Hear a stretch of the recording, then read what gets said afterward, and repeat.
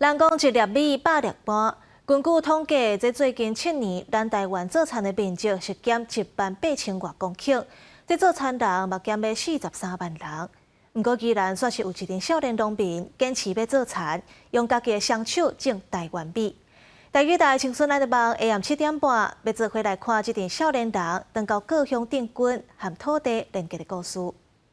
土地政权、土地公在上吼，今仔日咱这友善小农，伫这祈求咱土地公。一年一届新春团拜，这是宜兰深高友善小农因田林爱无用进前的聚会。伫深高友善耕作已经8年的入境，今仔日伊摕地契来，这是伊当咧推动的一坪地主计划。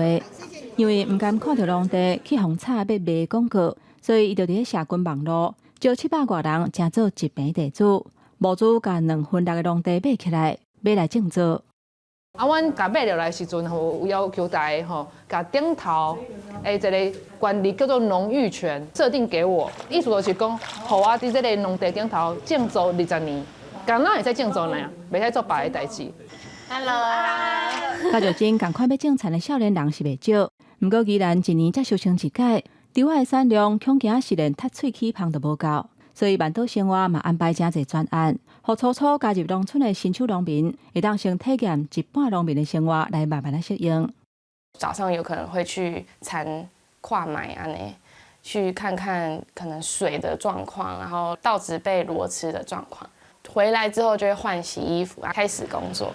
用都市人的视角来看待农村的话，就会觉得很不稳定。可是如果用乡村人的视角去看这样的工作，其实乡村到处都缺工，它是相对稳定的。你好哦，我也没了啊！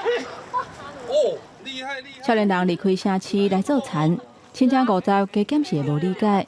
不过当大地水田的迄个时阵，捕田、扫草、捡福寿梨，开始甲土地产生对话。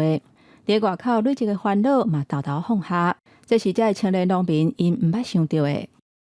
一开始插秧会想讲爱较紧嘞，就是较紧甲伊用了。啊，不过插着就感觉好像甲土地有迄，就是有连接啦。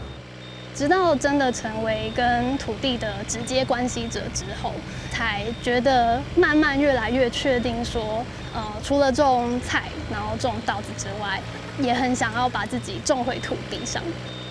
万岛生活用公司的形式，互新手农民安定落来。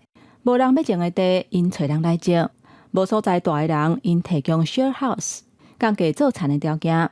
虽然大环境对农业发展要是无够友善，不过因抱永续发展的信念，就亲像咧捡田林的福寿梨同款，一个一个豆豆捡，一步一步感受这块土地水。